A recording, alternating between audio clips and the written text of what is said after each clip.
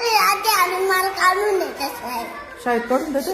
माझे पोट दुखू राहिले त्याचं मग येत नव्हते. खोटं खोटं ना, खोटं खोटं ना. खोटं नाही आहे ना खरंच. अगं पण आता तुला भूक लागली का? भूक लागली का तुला? पोट दुखू राहिलं. हा का? पिंट्याला बोलावं ना माझ्याकडे. आणि ते गेले आता त्यांच्या वर्गात. सकाळी गेले होते कुठं? त्यांच्या वर्गात. मॅडम त्यांना बोलावलं होतं. हा ना.